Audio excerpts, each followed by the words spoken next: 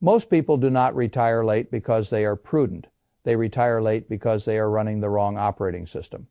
That is the first thing I want you to hear. By the time many men and women reach their late 50s, the danger is no longer that they have saved too little. The danger is that they still obey a paycheck protocol that no longer matches the reality of their lives. They keep acting as if the only safe dollar is a work dollar. The only responsible move is one more year. And the only intelligent posture is endurance. I have watched that sentence ruin more good years than bad investments ever did. Just one more year, that sentence sounds disciplined, it sounds adult, it sounds conservative. In many households, it is neither. It is simply fear dressed up as wisdom. Once you cross age 59 and a half, the game changes in a way almost nobody explains properly before that line. Most withdrawals from traditional retirement accounts carry a 10% early withdrawal penalty on top of ordinary income tax, unless you fit an exception. After that line, for most people, the penalty disappears. The locked box becomes a control panel. The question stops being whether you are allowed to touch the money. The question becomes whether you know how to use it without damaging your future. That is not a small legal detail. That is a regime change. I want to say something harsher than what most retirement videos will say. A large number of people between 59 and a half and 65 are not still working because the math requires it. They are still working because no one ever handed them a blueprint for converting assets into freedom without feeling reckless. They were taught accumulation. They were never taught release, so they keep reporting to jobs that no longer deserve their best hours. They keep trading their healthiest mornings for income they do not fully need. They keep feeding a tax structure that punishes them for failing to redesign, and then one day they wake up in their 70s, exhausted, over-distributed, overtaxed, and unable to use the freedom they spent 40 years financing. That is the real danger. The danger is not retirement. The danger is arriving at freedom too late to enjoy it. When I look at this problem, I do not see a savings problem. First, I see a systems problem. I see people with enough raw material and no protocol. I see families with money in the wrong buckets, decisions in the wrong order, and fear in the driver's seat. I see workers using a salary identity long after it has stopped serving them. That is why this subject matters so much. Age 59 and a half is not a magic age because it gives you permission to spend wildly. It matters because it is the age when your retirement accounts can begin to function as instruments instead of museum pieces. The extra tax for early withdrawal largely falls away, which means your traditional IRA and 401k stop being distant promises and start becoming available tools. If you understand taxes, timing, health insurance, future required distributions, and your actual spending, that moment can become the hinge between living by payroll and living by design. I think most people describe retirement in the weakest possible language. They talk about quitting, they talk about slowing down, they talk about whether they are emotionally ready. Those are secondary questions. The primary question is this: are you still being paid for labor when what you now need is a protocol for converting stored value into a controlled life? That is a different question entirely. Let me give it a name. I call the first trap the salary illusion. The salary illusion is what happens when a household confuses gross work income with required life income. While you are working, you may earn $150,000 a year and feel as if that number is your survival requirement. But your actual life may only require $80,000 or $90,000 after payroll taxes. Retirement plan contributions, commuting, work clothes, lunches out, stress spending, and the little leakages that come with a full-time job. People compare retirement to their salary instead of comparing retirement to their true cost of living. That mistake alone keeps thousands of people in offices they have already outgrown. If your household spends $7,000 a month after taxes to live, well, that is $84,000 a year. Maybe your property taxes and insurance create seasonal bumps. So let us call the real number $90,000. Now imagine you are still earning $160,000.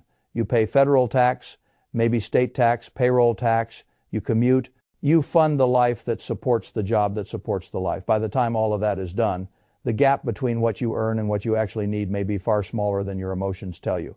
That is not a motivational slogan. That is arithmetic. And arithmetic can be liberating when it is done, honestly. The second trap is what I call bracket fog. Bracket fog is the failure to understand that retirement income does not have to resemble paycheck income. Salary is blunt. It arrives on schedule. It shoves you through tax brackets with very little finesse. Designed retirement income is different. Designed retirement income can be mixed, paced, layered, delayed, and redirected. One faucet might be a traditional IRA or 401k, taxable as ordinary income. Another might be a Roth account where qualified withdrawals can be tax-free. Another may be cash or a taxable brokerage account, where the tax treatment is different. Again, once full-time wages fall away, you are no longer forced to let one giant faucet run at full blast. You can decide which faucet to open and by how much. That flexibility is where intelligence enters the picture. That is why the years after 59 and a half can become some of the most important tax planning years of your life. This is where many people need a mental reversal. They still imagine retirement as a cliff. I think of it as a control room. You are not stepping off an edge. You are stepping behind the panel. And once you are behind the panel, the line between work and retirement becomes less important than the line between automatic income and intentional income. That is the identity reversal most people miss for 30 or 40 years. You think of yourself as a producer of cash flow. At some point, if you have done the saving and the investing right, your job is no longer to produce cash flow directly. Your job is to direct cash flow intelligently. The role changes from worker to allocator, from earner to architect, from employee to steward. A lot of very successful people never make that psychological turn. They know how to work. They do not know how to manage freedom. That is why they keep clinging to employment as if it were oxygen. Now we come to what I consider the hidden engine behind this whole conversation. The window, not a vague opportunity, a very specific window. The years after 59 and a half and before forced distributions truly begin can be the most underused years in retirement planning, under current IRS rules. Many retirement accounts require minimum distributions starting at age 73, and for some younger cohorts, the starting age rises to 75. That means many people have a decade or more when they can move money on purpose instead of waiting for the government to force the schedule. I call that stretch the design window. The design window is precious because it lets you choose whether to take modest withdrawals, perform partial Roth conversions, lower future required minimum distributions, and manage your lifetime tax exposure before Social Security, Medicare surcharges, and forced distributions begin colliding in the same years. That collision destroys a lot of quiet retirements. People spend their 50s and 60s feeling proud that they never touched their tax-deferred accounts. Then they arrive in their 70s with large balances, mandatory withdrawals, more taxable income than they expected, and less flexibility than they imagined. The account that once looked like safety becomes a tax machine. Then Medicare premiums can rise with income, and suddenly prudence has turned into a bill. The person who thought waiting was conservative discovers that waiting without a protocol was expensive. That is why I say the old rule of one more year is dangerous. One more year of salary can mean one less year of low bracket maneuvering. One more year of high income can mean one less year to convert traditional balances to Roth efficiently. One more year of default behavior can mean larger required distributions later. One more year can cost you twice. It can cost you in tax geometry and in human life. The tax geometry is straightforward. Imagine a married couple earning strong wages at 61 because their salary already fills much of their bracket space. There is little room to convert traditional IRA money to Roth without spilling into higher tax territory. So they postpone, then they postpone again, then Social Security arrives, then required distributions arrive, then the tax bill becomes crowded and harder to manage. The same move that could have been done elegantly in a lower income year now becomes clumsy and costly. People notice the wage. They fail to notice the lost bracket. That lost bracket can be worth a fortune over a lifetime. Now let us talk about the second cost, the one that does not appear in most spreadsheets. I call it health span theft. Health span theft is what happens when a household treats all future years as interchangeable. They are not interchangeable. A year at 61 is not the same asset as a year at 76. The body does not price time that way. The knees do not price time that way. The energy to travel, lift, build, relocate, help family, start the long-delayed project, or simply wake up with appetite for the day does not stay level because your spreadsheet says it should. This is one reason I get impatient with purely numerical retirement talk. Numbers matter. But if the plan ignores the unequal quality of remaining years, the analysis is incomplete. I have seen people defend a work schedule as if they were protecting their future, when in fact they were liquidating the highest value years of that future. They were selling prime years to purchase extra dollars they may never truly use. That is not caution. That is mispricing. A lot of people do not need a bigger portfolio. They need a better understanding of what their healthiest years are worth. Now let me push this further. Another reason people keep working is that they ask the wrong question. They ask, do I have enough? That question is too vague to be useful. Enough for what? Enough under what tax system? Enough with what Social Security timing? Enough with what healthcare cost? Enough with what spending pattern? Enough while holding what debt? Enough with what kind of life on the other side? $1.5 million with a coherent income protocol can be more powerful than $4 million sitting inside confusion. I do not say that to make light of money. I say it because fear loves large abstract questions. Fear hates detailed plans. The moment you force the numbers into actual categories, fear begins to lose altitude. That is why I tell people to stop worshiping account balances in isolation. Balance is inventory. Plan is capability. Inventory without capability creates anxiety. Capability turns inventory into freedom. Let me name the third mechanism. I call it false enough. False enough is the fantasy that there exists some perfect portfolio number at which all anxiety disappears, and every decision becomes obvious. For most disciplined savers, that moment never arrives. The account can always be bigger. The market can always fall. Inflation can always threaten. Taxes can always change. If you wait for the emotional sensation of perfect safety, you may work until your courage expires. Real enough is different. Real enough means your spending is mapped. Your income sources are sequenced. Your taxes are modeled. Your health insurance path is known. Your debt has been simplified. Your Social Security options have been examined. Your next chapter has shape. At that point, you may still feel uncertainty. But uncertainty is not the same as danger.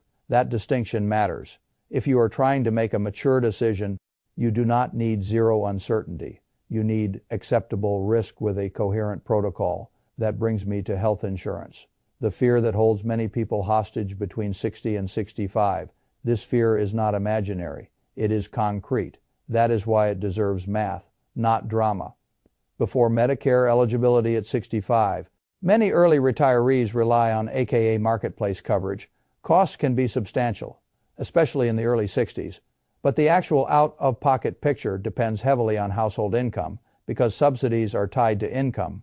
For some households, reducing wages can lower premiums meaningfully. Health insurance before 65 is not free, and it should never be treated casually, but it is often a design problem rather than a permanent barrier. Once Medicare begins at 65, healthcare costs still continue, and many retirees need significant sums over retirement to cover premiums and out. Off-pocket expenses, this is another place where the old employee mindset makes people sloppy. They think in binaries: work and get employer coverage, stop work and face chaos, but mature planning is rarely binary. Maybe one spouse keeps part-time income. Maybe taxable income is intentionally managed to improve AK subsidy eligibility. Maybe consulting replaces the full-time job for 3 years. Maybe cash savings cover the gap while conversions are done carefully. Maybe housing changes, maybe expenses fall once the job disappears. People who stay trapped in all or nothing thinking almost always work longer than necessary. That is not because they are financially sophisticated. It is because they are mentally rigid.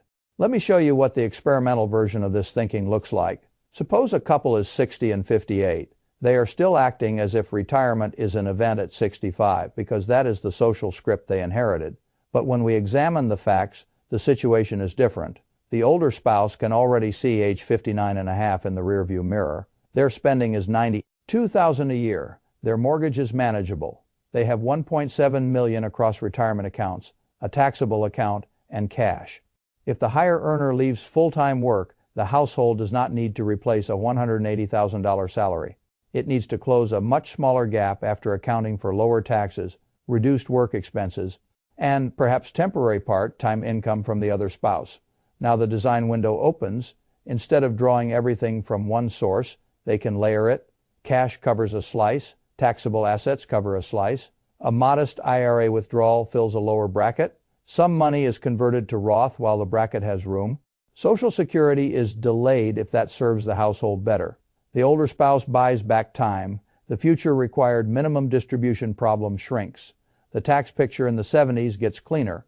The household moves from brute force to choreography. That is a different life. Same assets, different operating system.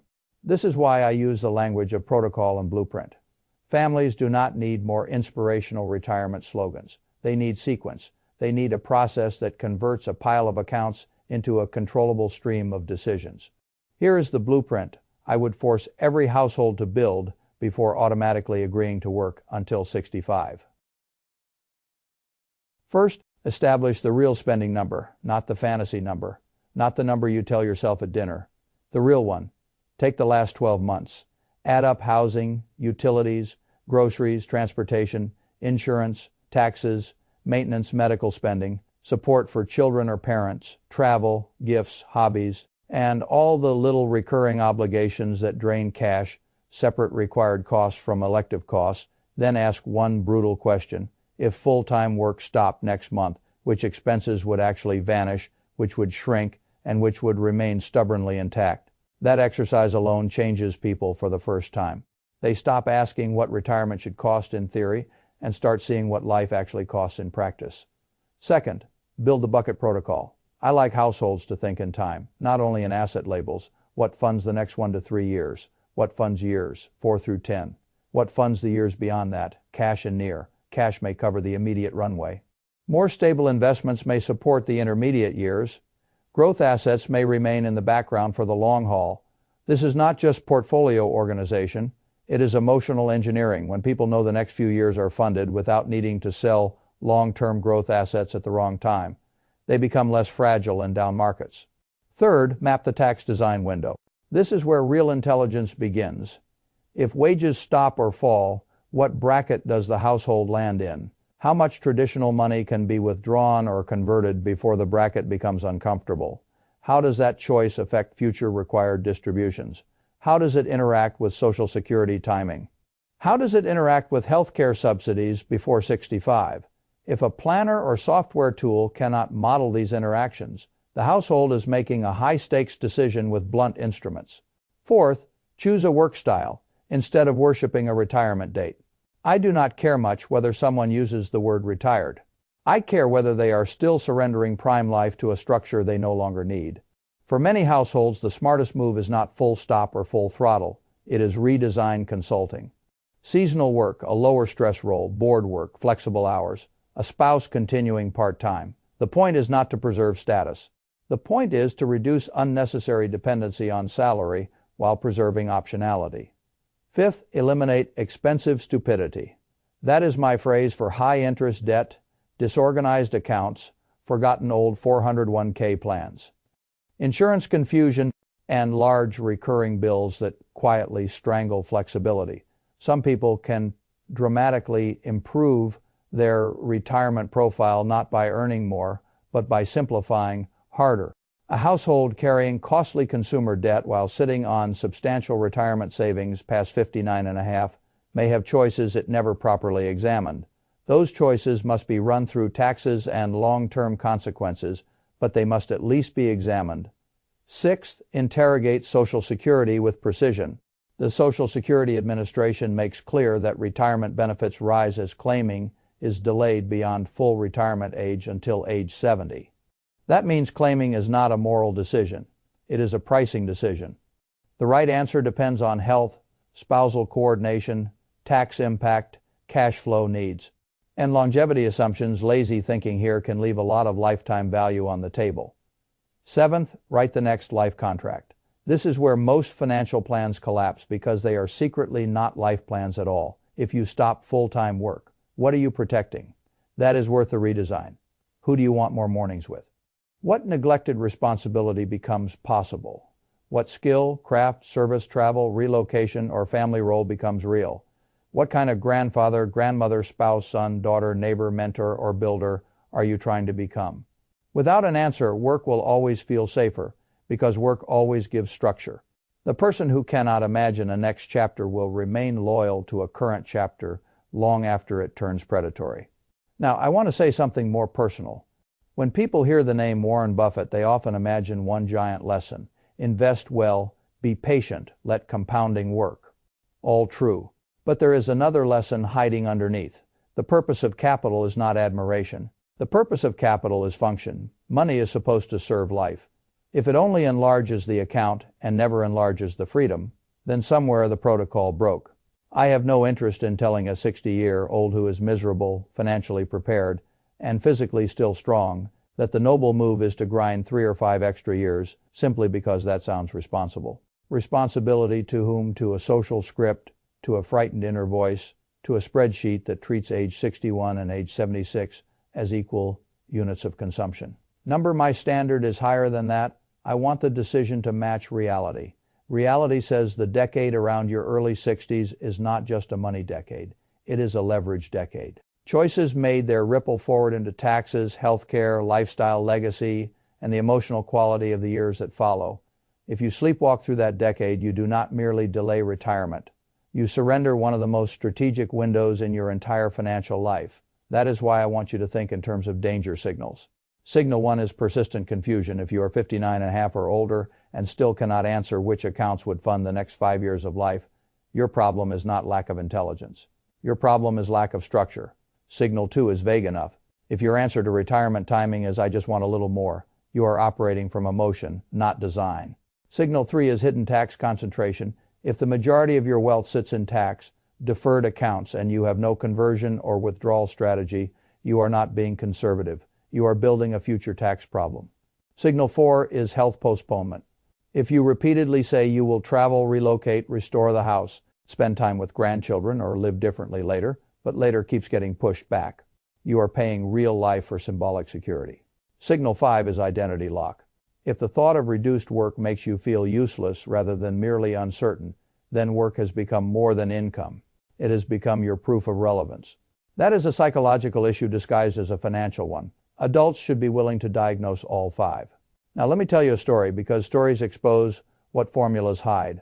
A man in his early 60s came to the table convinced he needed to work until 66 or 67. He had done what disciplined people do. He saved steadily. He avoided crazy speculation. He built retirement balances that looked solid on paper. But he also carried an old script. He believed walking away from full-time work before Medicare was irresponsible. He believed using retirement accounts before his mid-60s was somehow a form of surrender. He believed the safest income was the next paycheck, no matter what it cost him to collect it. When we put the facts in front of him, the picture changed. His real spending was lower than he thought. His work-related spending was higher than he admitted. His tax-deferred balances were large enough that the future RMD issue was real. His tolerance for the daily job had fallen faster than his ego would allow him to say out loud. His wife did not need his full salary. She needed a calmer husband and a cleaner plan. Once he saw the numbers, the grand drama disappeared. He did not need a miracle. He needed a redesign. He stepped down from full-time work, kept some flexible income, used a layered withdrawal approach, managed taxable income more deliberately, and suddenly the household was no longer trapped inside the old work script. Years later, what he regretted was not that he left too early. What he regretted was how long he had confused fatigue with duty. That line has stayed with me. He had confused fatigue with duty. Many people do.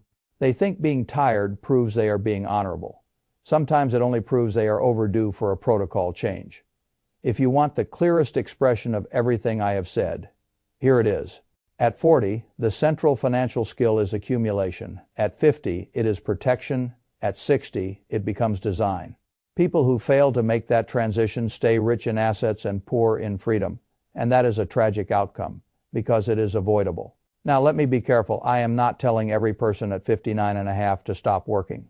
Some people truly need more runway. Some people carry debt, family obligations, health complications, or inadequate savings. Some people like their work and want to continue. Fine, but that is not the point. The point is that by 59 and a half, the default answer should no longer be keep working until the culture says stop. The default answer should be run the design test, run the tax test, run the spending test, run the health insurance test, run the identity test, run the future life test, and then decide that is adult behavior, not reflex, not fear, not social imitation decision. There is one more mechanism I want to give you because it matters profoundly. I call it future crowding. Future crowding is what happens when you push too many financial events into too few later years. Social Security required distributions, Medicare premium surcharges tied to income, portfolio withdrawals, maybe a home sale, maybe widowhood, maybe reduced health, maybe care obligations. People imagine future years as cleaner and calmer than they often are. In reality, later life can become financially crowded. That is why using the years after 59 and a half intentionally can be so powerful. You are not just funding the present, You are clearing traffic from the future. That is what good design does. It reduces congestion before the crisis arrives. The amateur sees only the current paycheck. The professional sees the traffic pattern. Now I want to give you the mirror. This is the final test.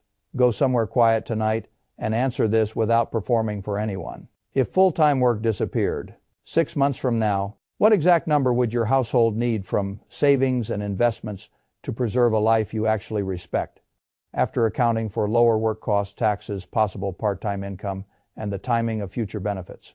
Not the life your neighbor performs, not the life advertising sells, not the life fear exaggerates. Your life with your body, your marriage, your obligations, your appetite for time. If you cannot answer that question, then you are not late, but you are unprepared.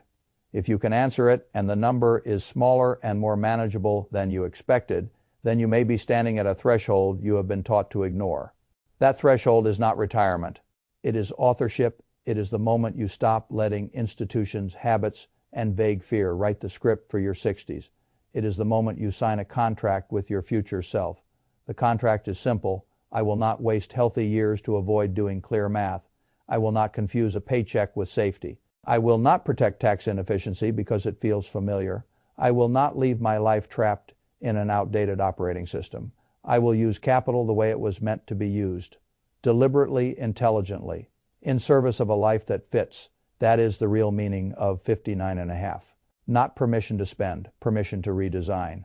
And for many people, once they finally understand that, work does not disappear. It simply stops being the unquestioned master of the calendar. That is a very different thing. And it is often the beginning of freedom.